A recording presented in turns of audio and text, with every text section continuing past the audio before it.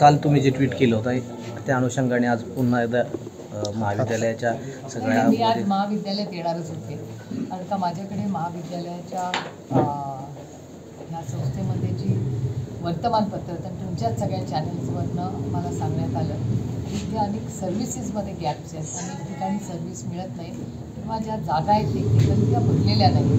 त्याच्यामुळे त्याची माहिती घेण्यासाठी मी डीनची वेळ मागितली होती आणि योगाने कालच्या ट्विटचा आणि आजच्या माझ्या व्हिजिटचा काही संबंध नाही आणि कालच्या ट्विटचं उत्तर हे तुम्ही डीनला विचारा. मी कसं तुम्ही खंत देखील काल व्यक्त केलेली होती. अर्थातच त्या फ्लेक्सवरती तुमचं नाव नाही, फ्लेक्सवरती नाव नाही, आमंत्रण नाव. फ्लेक्सवरती आमंत्रण आणि आमंत्रण पत्रिका नाही.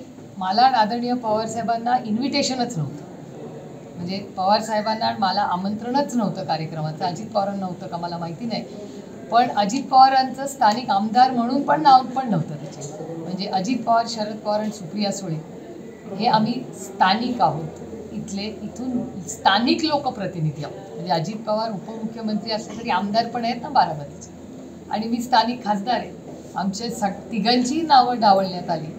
यातून कुठलाच प्रोटोकॉल फॉलो केला नाही. त्या महाराष्ट्र सरकारने संविधान बदलून काही जर बदल केले असतील तर याची माहिती माझ्यापर्यंत पोचलेली नाही. आणि मी हे पत्र काल मुख्यमंत्र्यांना लिहिलेलं आहे की तुम्ही जर काही प्रोटोकॉल्स बदलले असतील ते आम्हाला कळवावे, कारण ह्या देश संविधानाने चालतो आणि नियम कायद्याने चालतो.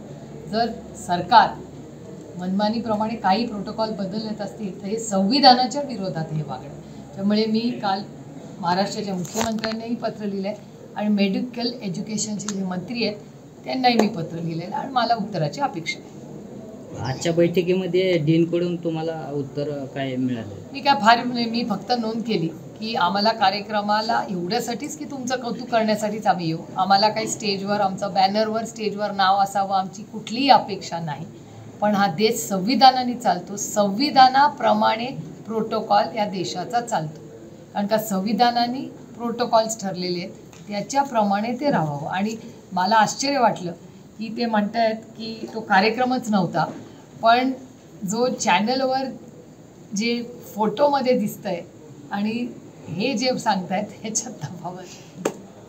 भारत सुधारला की आरक्षण रद्द करू असं वक्तव्य अमेरिकेमध्ये राहुल गांधी यांनी केलेलं आहे. काँग्रेस भारतामध्ये आता आरक्षण रद्द करणार आहे. मी काय ऐकलेलं नाही स्टेटमेंट. त्याच्यामुळे त्यांनी काय कॉन्टेक्स्टमध्ये बोलले आहेत त्याच्यावर मी कशी बोलणार, कारण का मी काय कॉन्टेक्स्टमध्ये ते बोलले हे मी काय ऐकलेलं नाही. थँक्यू.